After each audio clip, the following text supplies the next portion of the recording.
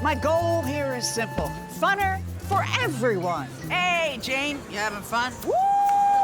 Is that legal? Because around here, funner is a state of mind. What is going on, Laker fans? Thank you very much for tuning in. A little Lakers talk daily on this Tuesday. Yeah, nothing going on today. Just the Lakers and the Golden State Warriors. Game 1 up in San Francisco, round number 2. Appreciate you guys being a part of the show. Please subscribe to our channel here on ESPN LA. Our YouTube channel would greatly appreciate that. We'll continue to put content up here. And then also just a shout out here. Thank you to Harris Resort SoCal. Find your funner state of mind with a visit to Harris Resort SoCal. You know, it's only 2 hours away from downtown LA. Great place for a staycation. Fantastic, fantastic property. Just go to the website. You can learn more today. HarrisSoCal.com. That's HarrisSoCal.com. I can tell you firsthand. I've stayed there a number of different times. Okay, so Lake fans, I want to make this one a little bit simple here. Let's just preview a little bit of this Lakers-Warriors game. I had Lakers talk last night, talking to Ramona Shelburne. I spent obviously a lot of time just kind of preparing for this, preparing for our show with Trav.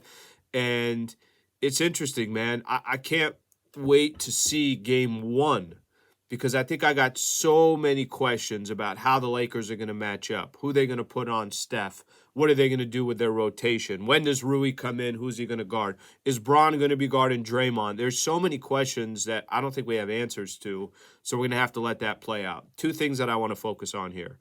A, I want to focus on Anthony Davis. B, I want to focus on Steph Curry, so I'm going to focus on both of those players. Anthony Davis has a very, very good chance of being the difference of the Lakers winning this series and not winning the series. I'm not telling you that AD has to be, 32 and 15 a night, but AD's probably got to be close to 32 and 15 a night. And he had 26 block shots in that last round. Now, those are a lot of guys that wanted to get to the basket, obviously Ja Morant being one of them. That's going to change a little bit with the Warriors. They're happy to stay on the perimeter. That's what they do. You got so many guys that you got to close out on. They got so many threats of outside shooters. So I think that number is going to certainly come down. It was an insane number anyways. My question with AD, does he dominate his position on the floor? Does Kevon Looney have a couple fouls early in game 1? By the way, if there's a game to steal, isn't it game 1? The Golden State Warriors had to play back-to-back Saturday. No, let's go. They had to play back-to-back games 5, 6, 7, and then here they are jumping right into a series, and they got to go against the Los Angeles Lakers, and it's going to be back-to-back the rest of the way. With AD, is this going to be the man is just creating absolute chaos for the Golden State Warriors? Draymond, Kevon Looney specifically, are they in foul trouble? And now all of a sudden, Looney, who had 3 different games in that series against the Sacramento Kings where he had more than 20 rebounds, is he on the sidelines, AD just eating? And that's going to be a big part of it because if it's not that, if Anthony Davis is not dominating the paint, if Anthony Davis is not getting these guys in foul trouble, if Steve Kerr and the rest of his coaching staff and all those champions that they have over there, if they're not trying to figure out and say to themselves, we don't have an answer for AD, it's going to be really difficult, I think, to take down a Warriors team unless Anthony Davis is great. So that's the AD piece of it. Keep an eye out for that in game 1, what the Lakers do to get involved, how the Golden State Warriors try to combat that. And I know this will be a game of chess, will always change. The second thing I want to point out is Steph Curry. How do you guard Steph Curry? Curry's coming off a game where he dropped 50. Game 7, Wiggins didn't play well. Jordan Poole, Klay Thompson. Nobody else shot well but Steph Curry. And I know for me, and maybe this is a little bit more old school basketball, but I'm curious how the Lakers are going to start the game. Are they going to start Jared Vanderbilt on him? Are they going to start Austin Reeves on him? At one point, does Dennis Schroeder come in and he tries picking him up full court? I think for the Lakers, if there's one strategy they should employ on Steph Curry, play physical. You know, I noticed in that game against the Sacramento Kings, and Sacramento is not known for being a good defensive team. The Lakers are known for being a good defensive team.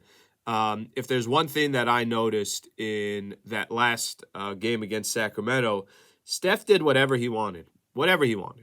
You want to shoot threes? Cool. You want to come off screens? Cool. You want to take a couple dribbles in, get to the basket with your left or your right? Cool. You want to shoot floaters? Cool. He was comfortable doing whatever he wanted. And a lot of times in playoff basketball, there's got to be moments where one team kind of dictate the pace, dictate the aggressiveness. And if you see Steph Curry just in a rhythm, being able to do whatever he wants, talking to the crowd, doing that's not, Steph's going to eat you up. But if you see Steph Curry a couple different times on the ground, a couple different times, Lakers going to have to looking a little bit frustrated, coming off screens, and there's help defense right there, trying to get to the basket. If you try to get to the basket, feeling the physicality of somebody coming over and knocking you on your you know what, not dirty, just straight basketball, physical basketball. I think that's the only way you can get at least maybe Steph Curry to think in his mind, all right, this is going to be a dogfight. I think that's the only really way to approach Steph Curry in this type of a series. Now, a lot of the question is going to be, is Clay hitting? Is Wiggins going off? How's Jordan Poole doing off the bench? Or maybe they go small and they start him. But I just don't want to see Steph Curry comfortable. He was comfortable against the Sacramento Kings, specifically in Game 7. So, Laker fans, your thoughts on the series? I can't tell you how excited I am to get Game 1 in the books and see how tonight plays out. It's not certainly not a must win or anything like that, but it feels like an opportunity for the Lakers to steal a game against the Warriors. And certainly you don't want to fall down 0-2. So a chance in one of these two games to grab one of them, see if the Lakers can make it happen. Appreciate you guys being a part of the show. I'll be back on tomorrow, and we'll talk a little bit more about this Lakers Golden State Warriors Game 1. Thank you, Laker fans. Your predictions below. Appreciate you guys being a part of the show. Please subscribe to the channel.